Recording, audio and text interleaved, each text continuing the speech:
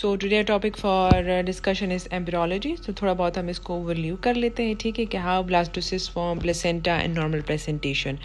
So development of blastocysts when occur at the beginning of the 4th week after the last menstrual period. Okay, 4th week after the last menstrual period. The implanted blastocyst is composed from outside to inside. ठीक है, क्या क्या होता है इसमें?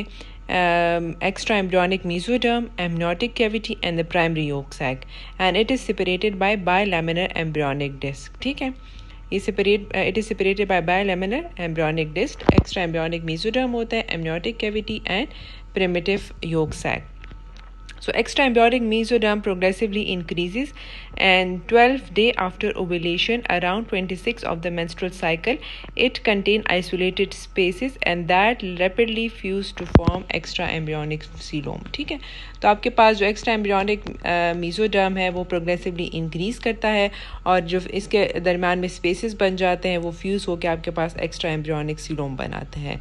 So as the later form, the primary yolk sac decrease in size and the secondary yolk sac arise from the cell growing from the embryonic disc inside the primary yolk sac. ठीक है, तो आपके पास फिर इस type के वो बन जाते हैं. ठीक है, सो अभी हम इसको वो करते हैं. ठीक है, अब ये देख लें आपके पास क्या है, फर्टिलाइजेशन हो गई. ठीक है, फर्टिलाइजेशन हो गई. ठीक है, फिर उसके बाद D2 पे आपके पास क्लीवेज आ गया, D3 पे आपके पास कॉम्पैक्शन हो जाती, टाइट सेल जंक्शंस होते हैं. ठीक है, फिर इसके बाद डिफ्रेंसिएशन हो जाती inner cell mass and outer cell mass में. ठीक है, इसमें फिर क्या हो जाता है कि आपके पास इनर सेल मास हो गया और ये आउटर सेल मास होगा. ब्लास्टोसिस्ट आपके पास कैविटी बन जाती है. ठीक है, कैविटेशन इसमें हो जाती है.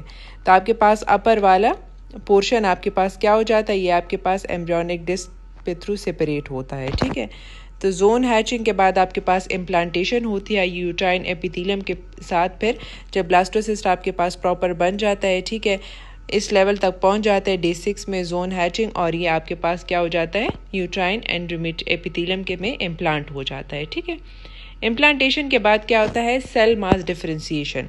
आपके पास जो इनर सेल मास और आउटर सेल मास जो बना था तो वो डिफरेंशिएट कर लेते हैं किन किन चीज़ में, एपीब्लास्ट, हाइपोब्लास्ट एंड ट्रोफोब्लास्ट में. ठीक है, तो ट्रोफोब्लास्ट से आपको आपके साथ क्या बनेगा, प्लेसेंटा बनेगा. ठीक है, फिर उसके बाद क्या हो जाएगा, एपीब्लास्ट हाइपोब्लास्ट हो गए. इसमें फिर आपके पास all around extra embryonic coelomic mesenterium आ जाते हैं. इसमें फिर वो सेपरेट होके आपके पास क्या क्या बना देता है, आपके पास वो सीलोमिक कैविटी बना देता है.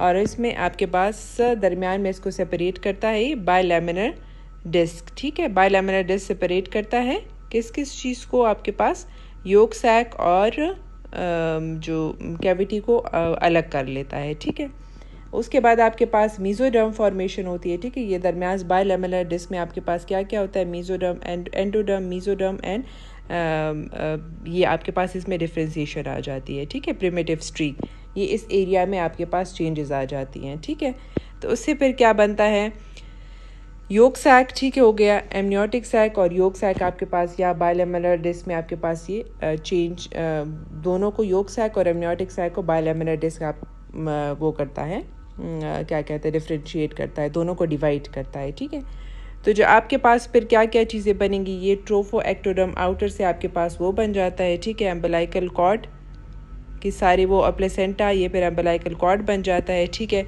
योक सैक बन गया आपके पास, ये मीजोडर्म बन गया. ठीक है, मीजोडर्म आपके पास ऑल अराउंड आ जाते हैं, इससे अपने वो बनेंगे स्ट्रक्चर्स, एक्सोसीलोमिक कैविटी बन जाती है और एमनियोटिक सैक्स बन जाता है. ठीक है, तो आपके पास जो ऑल सराउंडिंग में फिर आपके पास कोरियन, ये सारा प्लेसेंटा होता है, इनर में आपके पास एमनियन होता है. ठीक है, एमनियोटिक कैविटी बनती है और अंदर से आपके पास क्या बन जाता है, एम्ब्रियो और डाइजेस्टिव ट्रैक्ट. ठीक है, तो उसके सराउंडिंग फिर आपके पास बाकी के स्ट्रक्चर्स बनते हैं. ठीक है,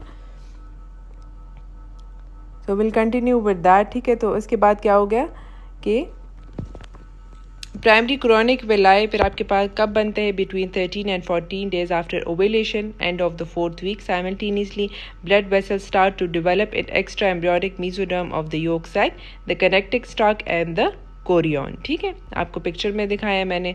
the primary villi are compose of central mass of cytotrophoblast surrounded by a thick layer of syncytiotrophoblast. ठीक है, During the 5th week of gestation, they acquire a central mesenchymal core from the extra-embryonic mesoderm and become branch, forming the secondary villi. The appearance of embryonic blood vessels within the mesenchymal cores transform the secondary villi into tertiary villi. And up to 10-week gestation, which correspond to last week of embryonic villi, cover the entire surface of the chorionic sac. As the gestational sac grows during the fetal life, the villi associated with decidua capsularis surrounding the amniotic sac become compressed and degenerate, forming a vascular shell known as chorionic leaf as smooth chorion.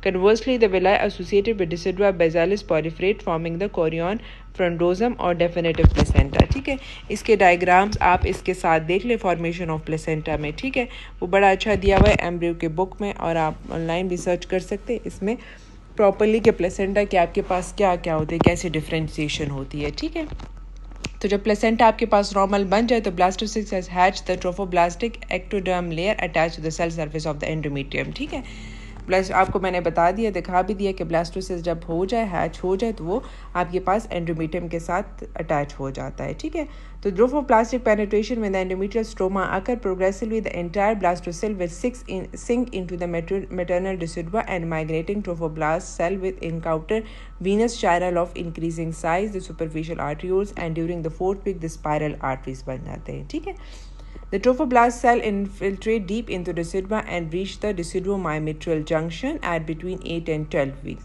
So the extravillous trophoblast penetrate the inner third of the myometrium via the interstitial ground substance and affect its mechanical and its physiological properties by increasing its expansile capacity. The trophoblastic infiltration of the myometrium is progressively unachieved before 18 weeks of gestation. ठीक है, तो आपके पास ये सारी जो endometrium के साथ वो हो जाती है, तो फिर ये चेंजेस आती हैं इसमें और एक प्रॉपर आपके पास एक्स्ट्राविलस ट्रोफोब्लास्ट आपके पास मयोमेट्रियम में वो हो जाता है और उसके बाद फिर उसको क्या कहते हैं, बेबी को प्रॉपरली ब्लड सप्लाई करता है. ठीक है, ओके. सो ओवरी क्या करते हैं, ओवरी कब बनती है, approximately 4 to 5 week of embryonic life gelatin ridge are form overlying the embryonic kidney. ठीक है, बेबी की किडनी पे आपके पास देखिए ये एक जेनिटल रिच बन जाता है. ठीक है, आपको नज़र आ रहा होगा genital rich.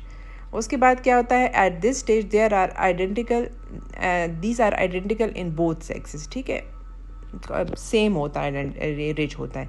So the primitive gonad is form between 5th and 7 weeks. Primitive gonad कब फॉर्म होता है, 5th and 7 weeks, when undifferentiated germ cells migrate from yolk sac to the genital ridge. ठीक है, मैंने आपको जो योक सैक का वो डायग्राम बताया, तो उसमें क्या हो जाती है, सेल्स माइग्रेट कर लेती हैं सारे, जो टू द जेनिटल रिच पे सारे सेल माइग्रेट कर लेते हैं. So the in absence of male determinants the primitive gonad become an ovary. ठीक है, जब आपके पास मेल डिटर्मिन नहीं होगे तो primitive gonads become an ovaries. ठीक है, आपके पास जो मैंने आपको पढ़ाया था SRY जीन्स और ये सारी चीज़ें होती हैं. ठीक है, तो अगर SRY जीन होगा तो आपके पास फिर मेल वाले वो